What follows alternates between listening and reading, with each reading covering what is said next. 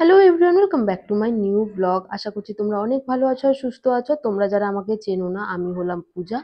আর আবারও তোমাদেরকে একটি নতুন ব্লগে অনেক অনেক স্বাগত জানাই। সকাল সকাল উঠে আজকে অনেকগুলো কাজ কমপ্লিট করে নিয়েছিলাম। আজ যেহেতু সানডে আর বাড়ির কাজ একটু বেশি থাকে, মানে জামা কাপড় ধোয়া আরও একটু ভালো করে ডিপ ক্লিনিং করা, তো সেগুলো তো সকাল সকাল উঠে।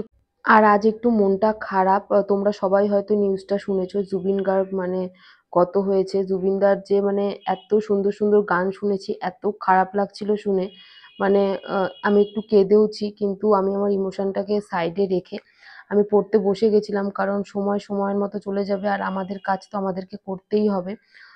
উনার আত্মার শান্তি কামনা করি আমি। মানে সত্যি, মানে এত তাড়াতাড়ি মানুষ চলে যায়, মানুষের মাঝে মাঝে মনে হয় যে জীবনের কোনো দাম নেই।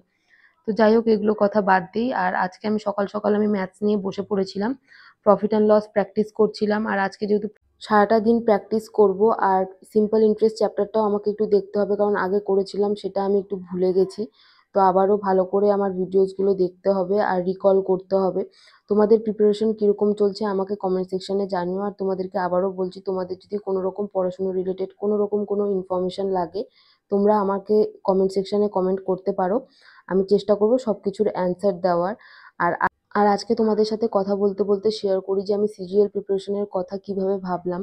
লাস্ট ইয়ার মানে 2024 জানুয়ারিতে যখন আমি আমার জব থেকে রিজাইন করি, তখন আমি ডিসাইড করেছিলাম যে সরকারি চাকরির প্রিপারেশন নেব। তো গভর্নমেন্ট জব প্রিপারেশন নেওয়াটা একটা তো বড় লং প্রসেস। আর আমি গভর্নমেন্ট জবের ব্যাপারে জানতাম, কিন্তু কিভাবে কি পড়তে হবে, কি সিলেবাস, কি প্যাটার্ন, কিছুই জানতাম না। তারপর ধীরে ধীরে আমি রিসার্চ করা স্টার্ট করলাম। আর আমার ফ্যামিলিতে সত্যি কথা বলতে গভর্নমেন্ট জব কেউ করে না। আমার দাদু করতো।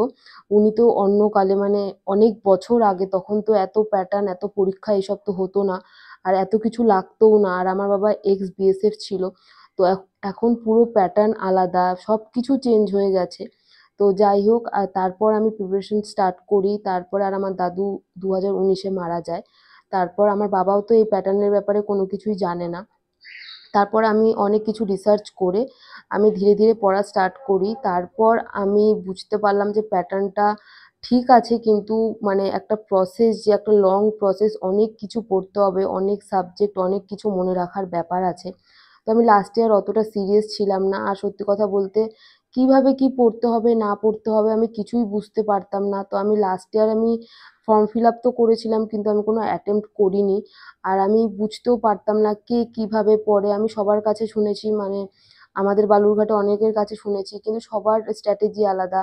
আমি ঠিকমতো অ্যাকচুয়ালি বুঝতেই পারতাম না যে কোথা থেকে শুরু করব, কোথায় গিয়ে শেষ করব, কিভাবে পড়লে জিনিসটা আগাবে, কোন সাবজেক্টটা কতটুকু টাইম দিতে হবে, কারণ এটা পুরোটা একটা স্ট্র্যাটেজির ব্যাপার আছে। তারপর আমি এই বছর জুন মাসে, মানে পড়াশুনো তো আমি করছিলামই টুকটাক, কিন্তু একটা সুন্দর প্রসেসে কিভাবে পড়লে জিনিসটা এগোনো যাবে আর সিলেবাস তাড়াতাড়ি কমপ্লিট হবে সেটা আমি জানতাম না। তো এই বছর 2025-এর জুনে আমার একজন দাদার সাথে আমার ফেসবুকে কথা হয়।